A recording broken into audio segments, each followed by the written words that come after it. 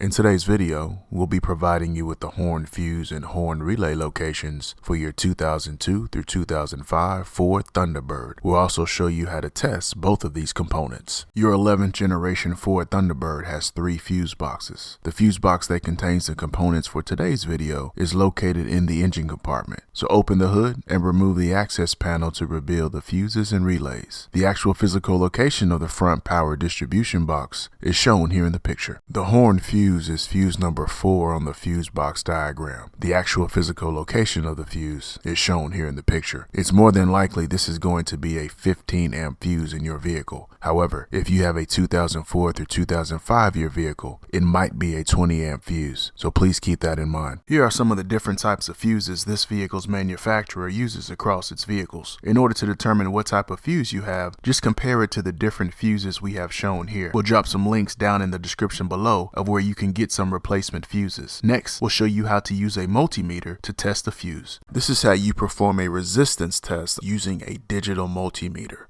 First, set your multimeter to resistance mode. Second, after making sure your test probes are in the correct ports and verifying your tool is configured correctly, touch one of your leads to one side of the fuse and touch your other lead to the other side of the fuse. If your display shows OL or doesn't change, this means the fuse is bad. If your display shows 0 or virtually 0 resistance, this means your fuse is good. If this information has helped you out, do us a huge favor and smash that like button right now and consider subscribing. We'd really appreciate it. Here you see the relay. The actual physical location of the relay is shown here in the picture. If this relay has an assigned number on the fuse box diagram, it's also noted here as well. Next, we'll show you how to bench test the relay. If you look on the side of the relay, you'll see the pin assignments. Using this information, we can test the relay by supplying our own inputs and monitoring the outputs using a multimeter. Pins 1 and 2 are the control side of the relay. We can provide our own power and ground as shown in the diagram.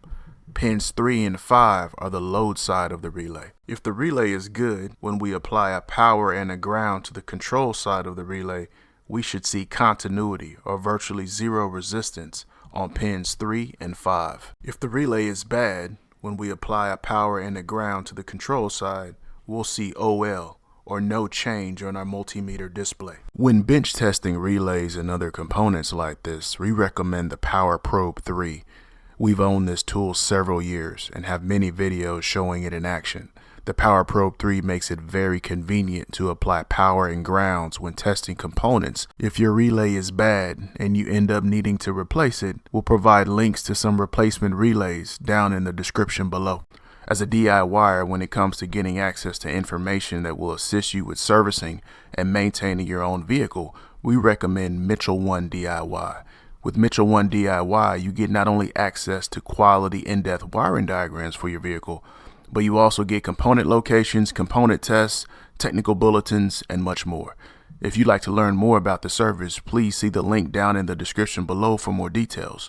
Once you get on the Mitchell 1 website, be sure to check out the free demo of everything that's included in your product subscription. Thank you so much for watching today's video. I hope this video helped you out. If it did, hit that subscribe button and click that bell so anytime we drop a new video, you'll be the first to know. Hit that like button and leave me some comments. I'd love to hear from you.